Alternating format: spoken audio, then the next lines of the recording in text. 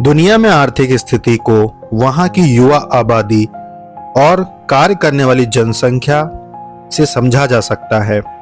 जैसे America, Japan, चीन, भारत में काम करने वाली युवा आबादी से ही तरक्की जोड़कर देखी जाती है। भारत में या अन्य देशों में जनसंख्या एक बहुत बड़ी समस्या है। उपलब्ध संसाधन सभी की जरूरतें पूरी नहीं कर सकते हैं। एक तरफ जहां संसाधन जुटाए जाते हैं, दूसरी तरफ जनसंख्या बढ़ती जाती है।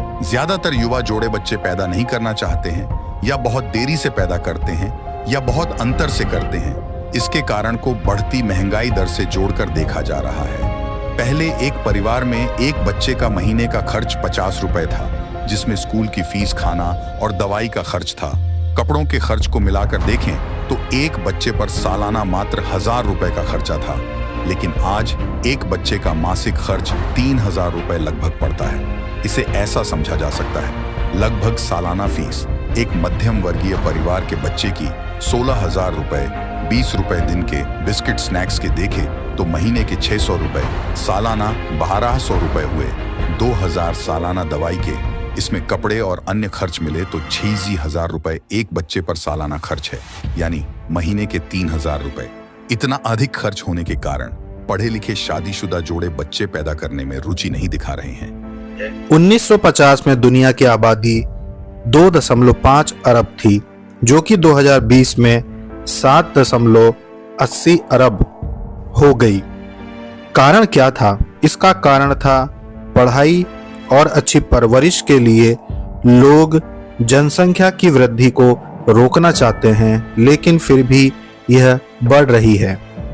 जनसंख्या बढ़ते बढ़ते एक समय ऐसा जरूर आएगा जब जनसंख्या गिरना भी शुरू होगी।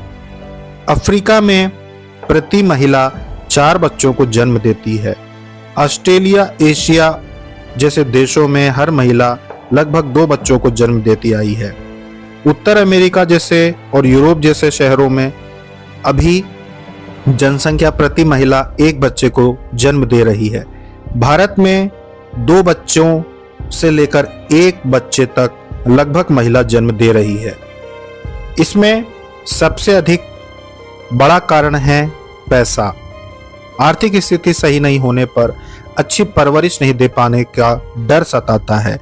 इसलिए आने वाले 10 वर्षों में भारत में प्रति महिला 1 ही बच्चे को जन्म देगी। 1990 में 3 बच्चों से 5 बच्चों तक भारत की महिलाएं जन्म दे रही थीं। अब 1 से 2 के बीच में ही जन्म स्तर चल रहा है। लोग शादी करने में भी झिझक रहे हैं और बुजुर्ग लोगों की संख्या भी कम होती जा रही है। ऐसे में भविष्य में काम करने वाले लोगों की कमी हो जाएगी। इससे आर्थिक विकास में भी कमी आएगी। बेरोजगारी भी एक ऐसी समस्या है जिसकी वजह से युवा जोड़े स्वयं के खर्च भी नहीं उठा पा रहे हैं। तो फिर बच्चों का खर्च उठाना कैसे मुमकिन होगा?